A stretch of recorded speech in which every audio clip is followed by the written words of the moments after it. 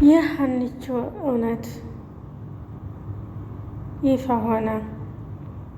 ባሳደጋት አባቷ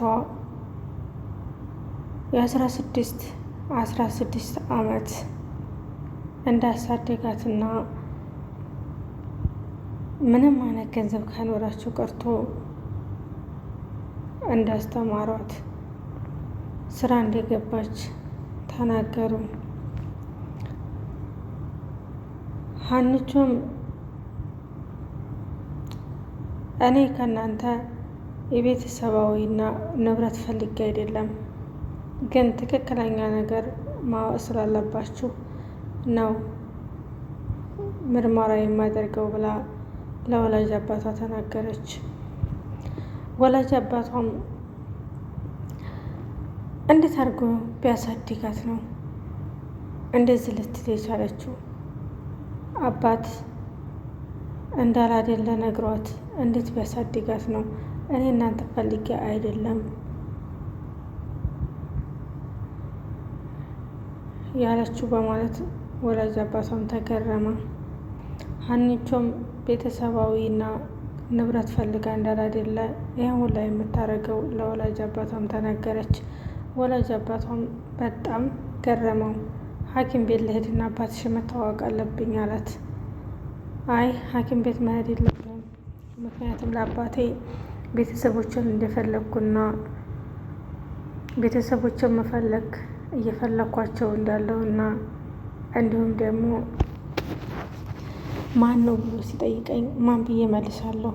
አባቴ ቤተሰቦችን እየፈለግኩ ነው ብዬ ብናገር በጣም ይቀየመኛል። ቤተሰቦችን እንድፈልግ አይፈልግም፣ ምክንያቱም እንዳልወለደ ይነግሮኛል። ግን ከአባትና ከእናት በላይ አድርጎ ነው ያሳደገኝ።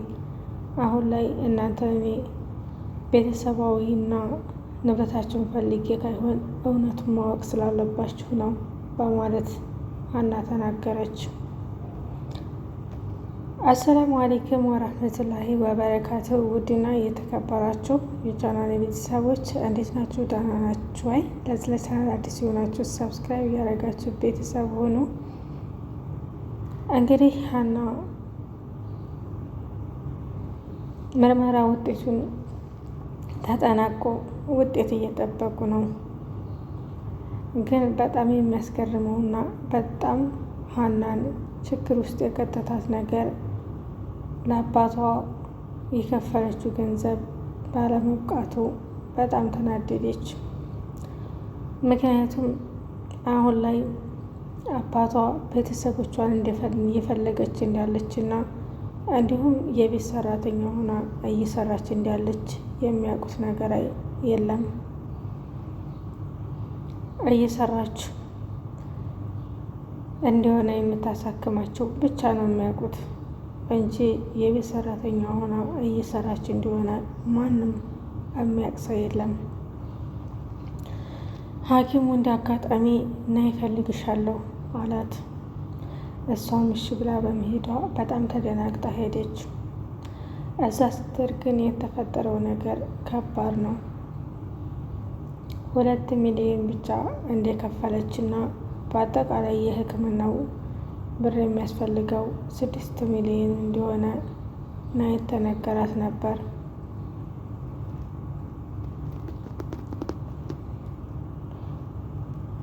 ገና አሁን ላይ 3 ሚሊዮን ያስጨምራል። ሀና በጣም ግራ ገባት። ይህን ነገር ግን እንዴት ሊያስጨምር ቻለ? አሁን ከየት ነው የማመጣው? አባቴ ሊሞትብኝ ነው በማለት ግራ ተጋባች።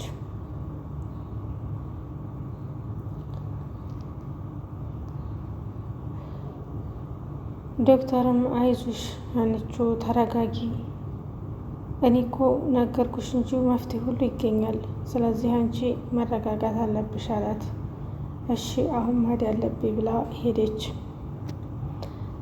የምርመራው ውጤት እንግዲህ እየጠበቁ በጉጉት ያሉት እንዲሁም እኛም አብዛኞቹ የምርመራው ውጤት ሊቀር ነው እንዴ? ሁለት ልብ ሆነች። የሀኒቾ አባት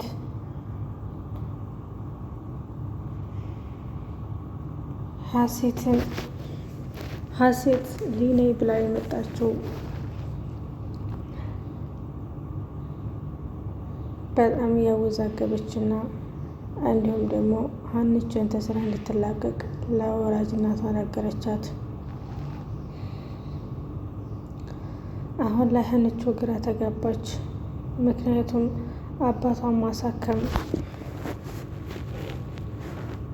ደስ ስለነበረ፣ አሁን ላይ ደግሞ ይሄ ነገር ሲፈጠር ለአባቷ እንኳ ብታስረዳው አባቴ ይጎዳብኛል በማለት ድንጋጤ ላይ ወደቀች።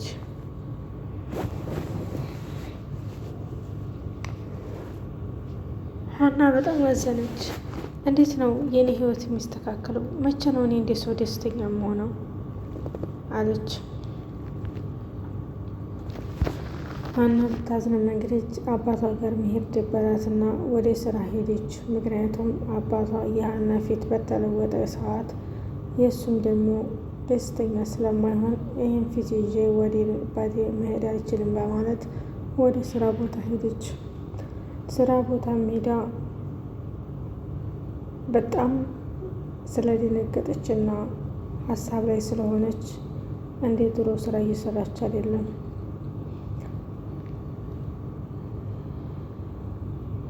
ሀሴትም ምንድን ነው አንቺ ስራሽን ስተሻል፣ ስራ እየሰራሽ አይደለም፣ እንደ በፊቱ አይደለም፣ በትክክል የማሰሪ ከሆነ ከቤት ትወጫለሽ በማለት አለቻት። ሀና አሁን ላይ የስራው ነገር እና የውጤቱ ነገር መምጣት አለመምጣት ሳይሆን ግራ ያጋባት ነገር የአባቷ ህመም ነው። ይህን 3,000 ብር አሁን ከየት አምጥቼ ነው ማሳከመው በማለት ግራ ተጋባት።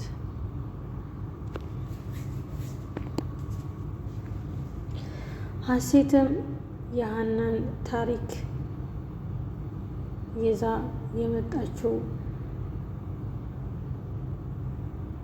ከሀና ቤተሰቦች እስከ ዛሬ ያደገችበትን ወይም ደግሞ ከአሁን ወዲያ ያለ ንብረትን እኩል መካፈል ስለፈለገች የሀንችን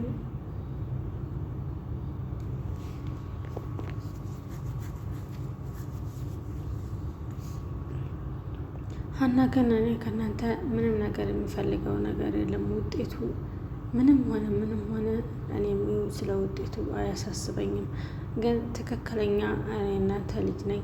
እኔ ግን አሁን ላይ እናንተ ፈልጌ አይደለም፣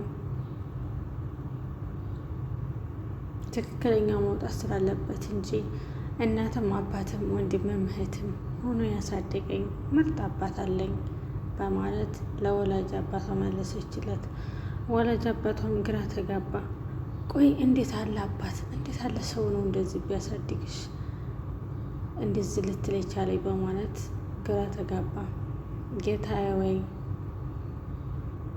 እባክህ እንዳታስከዳኝ በማለት እሱም ወደ ቤት ሄደ። ሀሴትም ሀናን ብቻ ላወራ ትፈልጋለሁ ብሎ ስላለ ሀሴት በጣም ተናደደች።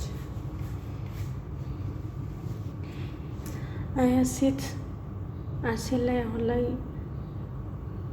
የውጤቱ ነገር አሳስቧታል። ሀና ግን የውጤቱ ነገር ምንም አላሳሰባትም። ምክንያቱም እውነተኛ ስለሆነች የውጤት ነገር ምንም የሚያሳስባት ነገር የለም አሁን ላይ። ሀኒቾም እንግዲህ አሁን ላይ በጣም እያሳሰባት ያለው የሕክምና ብሩ ምን ላደርገው ነው፣ ምን ስላልል ነው በማለት ይሄ ነገር ብቻ አሳስቧታል። ውጤት ውስጥ ይመጣ ድረስ እንግዲህ ሁሉም በጉጉት ይጠብቃል። ሀና ግን የውጤቱ ነገር ሳይሆን የአባቷ ነገር በጣም አሳስቧታል። እዚህ ጋር ቤተሰቦቿን እየፈለገች እንዳለች እና ወይም የሰው ቤት ሰራተኛ ሆና እንደምትሰራ አባቷ አያውቁም። ይህን ነገር ቢሰማ አባቴ ይሞትብኛል በማለት ነገሮችን ደብቃለች። ሀና ደሴ እንዳለች ሐኪም ቤት ነበር የምትሰራው። ግን አባቷ ሲታመም ወደ አዲስ አበባ ይዞ መጥቶ ማሳከም ስላለባት እሷም ደግሞ ወደ አዲስ አበባ ስትመጣ ስራ ግዴታ መስራት ስላለባት እሰብ ገባች። እዛ ገባችበት ቤት እውነተኛ አባትና እናቷን አገኘች። ሀና ግን እውነትም አባትና እናቷን ብታገኝም የአባትና እናቷን ማግኘት ካይሆን እኔ ሀሴት ልጃችሁ ነኝ ብላ የመጣችው ልጅ በውሸት ልጃቸው ነይ ብላ የመጣችው ልጅ ለማጋለጥ ስለፈለገች እንጂ ሀና አባትና እናቷን የእሳቸውን ንብረት ፈልግ አይደለም። ምክንያቱም ሀና አባትም እናትም ሆኖ ምርጥ አባት ያሳድጋታል። ስለዚህ ተወላጅ አባት አሁን ላይ ምንም የምፈልገው ነገር እንደሌለ ነገረችው። እንግዲህ ሀኒቾ ታሪክ ይሄንን ይመስላል።